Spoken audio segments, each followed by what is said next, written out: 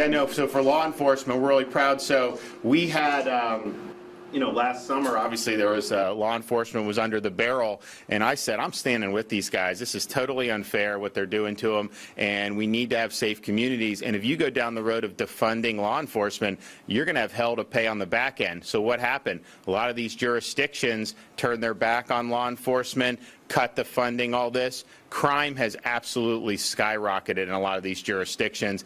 Now they're actually trying to get funding back in because they realize how insane it was to do it. So, but what's happened is, it's not all necessarily even about the money. Obviously that matters, but when people don't feel supported doing a job that can be very dangerous. I mean, we're going to have the 20th anniversary of September 11th on Saturday. I think we all remember that day. It was probably one of the most significant days in the history of our country.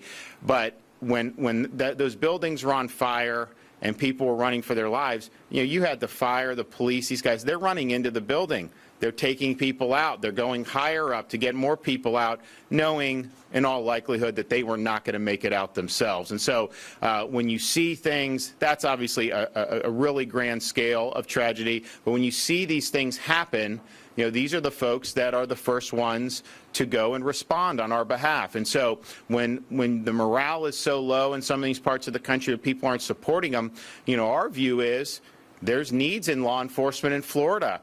We need more people to be involved. There's spaces available. So what we're doing incentive-wise is not just for people from other states that come, they will be eligible for a $5,000 signing bonus. So if Seattle, you don't like Seattle or Portland, and you want to come to Florida, you could get that bonus. But it's also for people in Florida who've never been in law enforcement before who choose it. So a lot of young people who choose this as a profession could also be eligible for the signing bonuses. And we're also helping provide funding so they can go to the law enforcement academies.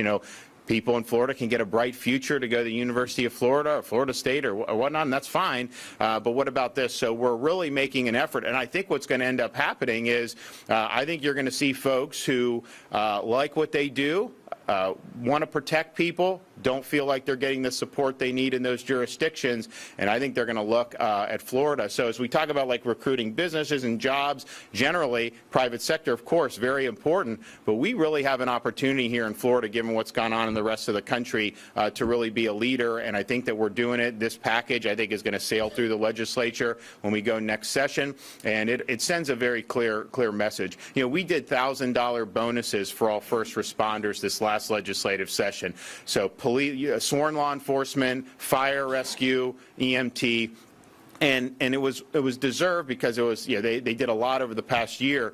But I'll tell you, particularly the law enforcement, what they tell me, they say thank you. Obviously, $1,000 is helpful, especially if you have a family, you're trying to balance checkbooks and everything. We understand that.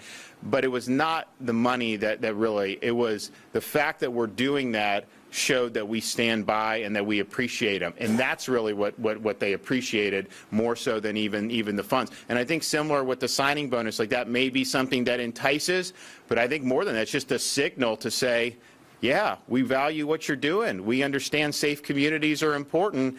And if you go down the road that some of these other places have gone, there's not a single jurisdiction that's done that where their communities actually got safer.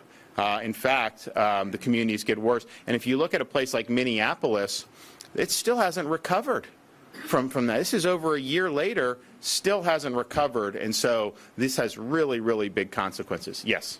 Mayor Bob Campbell, first of all, I want to